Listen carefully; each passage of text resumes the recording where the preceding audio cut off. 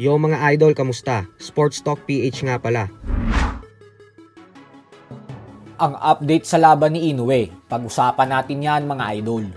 Ngunit bago ang lahat ay huwag kakalimutang mag-subscribe at i-click ang notification bell button for more sports talk. So alam nga po nating lahat na ang paparating na laban ng current undisputed super bantamweight world champion Japanese monster Naoya Inoue sa susunod na buwan ay ang siyang magsisilbing pagbabalik nito sa Amerika makalipas ang halos 4 na taon.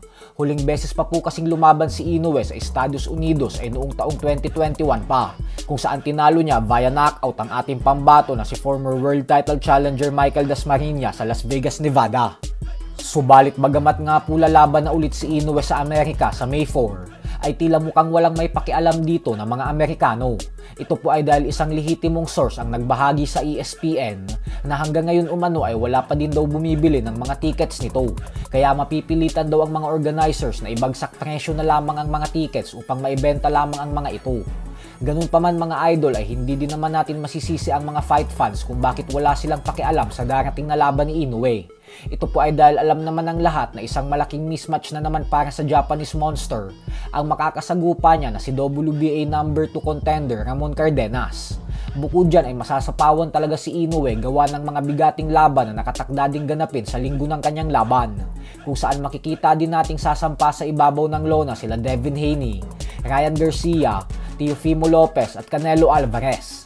Lahat po ng mga fighters na yan ay di hamak na mas popular kaysa kay Inoue pagdating sa Amerika. Kaya naman dahil po dito ay malaki ang posibilidad na baka hindi na ulit lumaban pa si Inoue sa Amerika pagkatapos kay Cardenas. At bagkus posibleng bumalik na lamang ulit ito sa bansang Japan, nang sa ganun ay laging sold out ang kanyang mga laban. Pero syempre ito na din yung kapalit ng madalas na paglaban niya sa Japan, kasi hindi niya binigyan ng pagkakataon ng mga Amerikano na mas makilala siya. Kumbaga ay kulang talaga siya sa exposure sa Estados Unidos. Kaya sa kabila ng kanyang mga tagumpay ay hindi siya gaanong nabibigyan ng pansin sa labas ng Japan at sa kontinente ng Asya.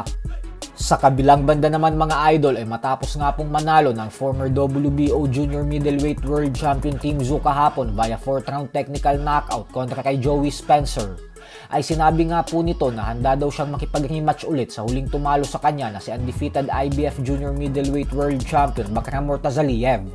Subalit ang kondisyon niya umano ay hindi na siya papayag sa 10-pound rehydration clause na batas ng IBF. Naniniwala daw kasi siya na dahil umano sa 10-pound rehydration clause na batas ng IBF ay ang siyang dahilan kung bakit natalo siya ni Bakram. Dahil umano doon kaya nanghina ang kanyang mga tuhod at nawala ang lakas niya. Ang laki daw kasi ng naging epekto sa kanya sa timbang. Bagay naman na pinagdududahan ng mga fans kasi parang lumalabas daw ngayon na nagdadahilan lang si Tim Tszyu at ayaw daw nitong tanggapin na mas malakas na fighter talaga si Bakram kaysa sa kanya. So hanggang dito na lang po muna tayo mga idol.